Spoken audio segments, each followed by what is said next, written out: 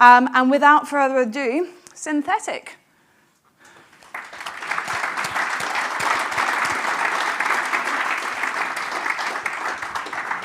Green means go, right? Okay. No questions from the front row. All right. Hello, everybody. Good afternoon. My name is Tim Brewer, and I'm the Chief Operating Officer of Synthetic. Our company was formed in 2018, so I don't think I can call us a startup, but we have a team of 20 split between the US and the UK, and we provide models into the insurance market, predominantly around terror, political violence, and man-cat perils. That one's for Sandy. Our expertise and technology has earned the trust of major insurers, IFTRIP members, and US and UK government agencies, and they rely on our models to drive critical decision-making. But I want to start by explaining why I'm talking about SRCC, or strikes, riots, and civil commotion. The slides work. Good start. Okay.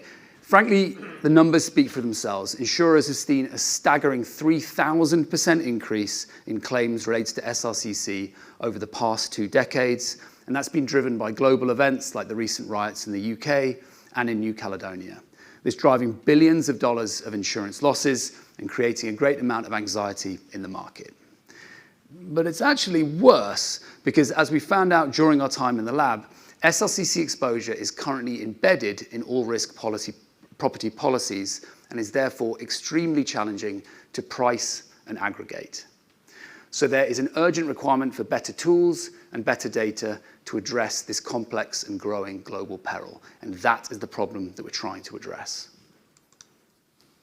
So who is this relevant to? Who should be listening? Well, there is appetite, requirement, and opportunity for better SRCC tools right across insurance, from the insureds closest to the risk all the way through to the capital markets. And how do we know that? Because we've been told by brokers who want to better understand their clients' SRCC exposure, by underwriters who have SRCC exposure embedded in their book of business, by reinsurance brokers and insurers seeking better reinsurance structuring, and in the capital markets where they need innovative solutions for groups like IFTRIP, especially as they look to issue more cat bonds. Now, there is a very fair reason why SRCC models are currently limited, and that's because it is an extremely challenging peril to model. Historical data is scant and not really representative of current or future events. It is a very complex peril with lots of interacting factors, and event evolution and its association with property damage is incredibly difficult to predict. So, is there a solution? Well, Synthetic, our partners, and our lab mentors are extremely excited to introduce Quantum.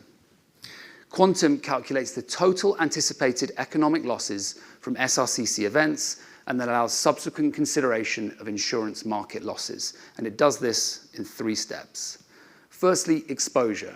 We're able to ingest property portfolios in any format, or we're able to generate property data sets for any point on the planet. Secondly, risk. We're able to calculate SRCC risk at a location, a property, or a portfolio scale. And then finally, losses. We give users the ability to model SRCC events and calculate losses. So let's see it in action. We'll start off by looking at some global SRCC risk maps that are immediately available to the user. We have 32 cities currently in the platform, but we could add more as required. And these provide spatial quantification of the relative SRCC risk across different cities, with higher risk in red and lower risk in blue. And you can immediately see the variability across different cities, even down to a city block scale. These risk maps can be used for a quick visualization of SRCC risks for a single property, or they can be used in subsequent, more detailed loss calculations. So let's build an SRCC loss model. The user starts by inputting a descriptive title and then selects the thematic cause for the SRCC event. We currently support anti-capitalism, political, or religious, or the user can just select all themes. We then select a portfolio, and here we have a demonstration portfolio located in Manhattan. And as we zoom in, you can see the individual properties highlighted. The user can then draw a rectangle to select where they want to run the SRCC event model, or the user can simply run it across the entirety of each one of those previously uploaded 32 cities. The user can then configure some advanced settings in line with their own unique view of risk, and then the model is submitted for calculation. Once complete, the user can then interrogate model results in a map view, and we have various data layers available which the user can toggle on or off. And then we have a list of all those SRCC events which are driving the maximum loss, which the user can interrogate individually, including the routes and the different damage zones associated with those routes. The user can download a PDF of a PML report, which gives a summary of that, including statistical information for each of the scenarios run. And the user can also download a CSV data file, which includes line-by-line property information in terms of the losses incurred to the portfolio. So that was all hugely exciting, I can tell. But I'm sure you're sitting there saying, Tim, this sounds great, but is it right? So motivated by our mentors in the lab, we tried to find a real-world example for comparison and validation, and that was extremely challenging given the paucity of SRCC claims data. Eventually, we focused on the Minneapolis riots in the wake of George Floyd's death in 2020, and without looking at any loss data, any claims data, any detailed reports, we just ran quantum on the city of Minneapolis. So starting from the left-hand side of the slide, we have the quantum target points, and we have the target risk map. And you can see that quantum has classified only 3% of the city as high risk and 47% of the city as low risk. So we are providing real spatial resolution to this peril. On the right-hand side, you can see a PML report for the city of Minneapolis, and this top-down study incorporated 160,000 properties in the city, and we used insured values for May 2020 when the riots occurred. The model ran in less than 5 minutes, and we're displaying here the top 1,000 loss scenarios, and you can see the maximum loss of just over $700 million, affecting just over 1,700 properties. But how did we do against the real-world data? So what we have now is the risk map, and you can see the locations of the properties damaged during those riots as black dots, and if you look to the right, you can see that the vast majority of those, 575 of them, are located in zones that quantum classified as high risk.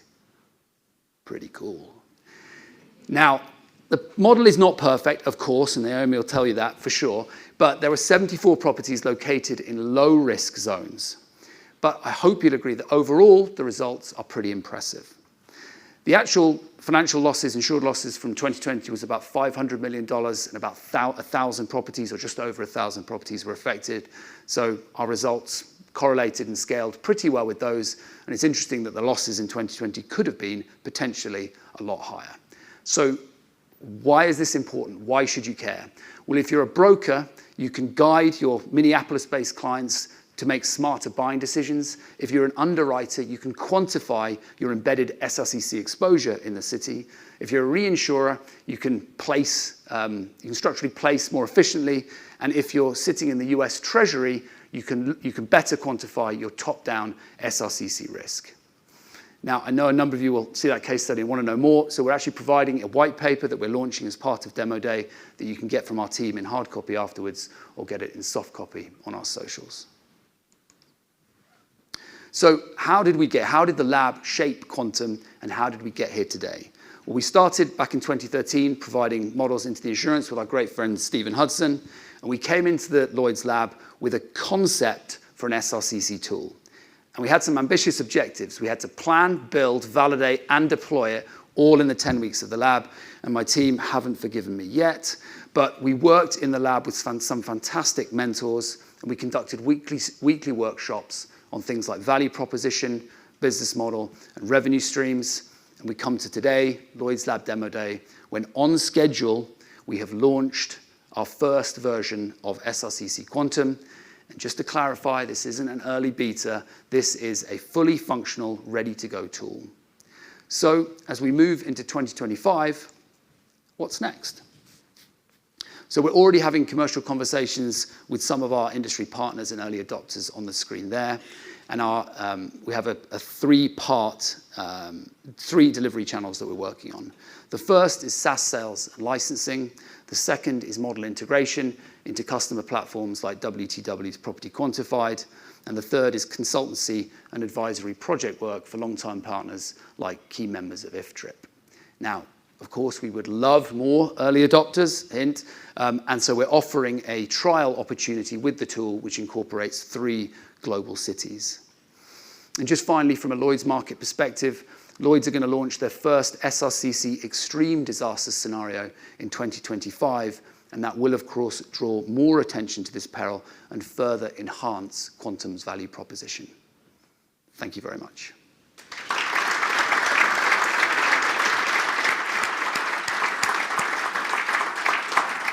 Right, now this is where you guys get involved. Questions. We've got 2 roving mics. First question down here. Jaden. But please, and online, please do submit any questions you have. What other risk factors and hazards are you including in your calculation? So I can imagine you calculating property values and somebody throws bricks through windows, but do you know the stock value of jewellers along the routes who are going to get looted? No is we're just working off total insured values for each of the properties there. There's no sort of differentiation between the different types of store, but if there's contents of a certain value, then that would be included in the insured value. I think the point to make is it's based off physical characteristics. So what is the building, where is it, and how much does it cost? I think there's no sort of societal elements like that is owned by this group or this gang or this politician, and therefore it's more likely to be at risk. Looting these riots? Yeah. Steve, have you got one online?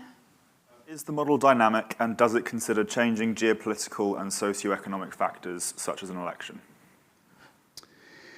So it is dynamic in the fact that as the physical world changes, as different properties move, and obviously as portfolios change, it is dynamic in that fact. So every time that you press calculate, it's drawing different GIS features into the model and then calculating on that. And it's sort of a follow-on from the last question. What it's not doing is looking at sentiments in different nations and sort of the likelihood of an SRCC event happening. It's just saying there is an event going to happen here. This is going to be the consequence of it. So it's much more like consequence analysis and physical risk analysis. I think that's the fairest way to characterize it. Question down here at the front, Nancy. Oh, sorry, we've got an audience online, so Nancy's just going to give you the mic so they can hear as well. Thank you. It's just linked to the previous point you made. So just around the themes that you have in there, to what extent are they forward-looking? In no way are they currently forward-looking. That is definitely a capability that we're looking at. But so if we looked at a religious theme, it just looks at where are the religious locations. So they're not by denomination, although we could do that. That's actually quite a good idea. But they're not by denomination. It's just where are the religious sites relative to each other, and then where are they relative to other points of interest. Thank you, sir. Any more questions? Question down here, Jaden. Thanks, Tim. So the risk score, is that due to the density of targets that are relevant to the particular type of SRCC event you've chosen? That's an excellent question. So at the moment, we were going to make a kind of synthetic SRCC quantum risk score, but on the advisory of our mentors and others in the room, we were told, don't do that. So I know we saw on the PML report, we provide 4. One's the inequality index, one's a terrorism index, one is spatial density of targets, and one is spatial density of paths. So we're trying to provide the user with as much information, and that goes back to why I said their unique view of risk. Because some of the points we have is people want flexibility in how they're running the tool so they can add their own flavor and their own risk appetite into the tool. We have time for one more question. Steve, do you want to take it? There seem to be several SRCC models that are coming to market. Is there anything that you're doing differently that helps us understand why we choose you over one of those more established vendors? Yeah, I can't speak to what other vendors are doing, but I think in conversation with mentors and others in the lab, I think the spatial resolution of what we're doing is far beyond other platforms that are out there at the moment. And I think that was the unique value or offering that we brought that people found most compelling. Brilliant. We do have actually 40 seconds left. Any quick questions? Yep, Steve. You stated that you don't believe that historical SRCC data is representative of current or future events. Would you mind expanding on that? Sure. I think that drawing strike data or riot data from the 1900s, it doesn't map to today. If we look at the riots that happened recently in the UK or the Arab Spring, or we look at the BLM riots, they were all driven mainly by social media and the power of that. So the way that people behave now, sort of post-2000, I think is very, very different from pre-2000. And I think that is why drawing on 100 years of history is not particularly useful as we look forward to future events.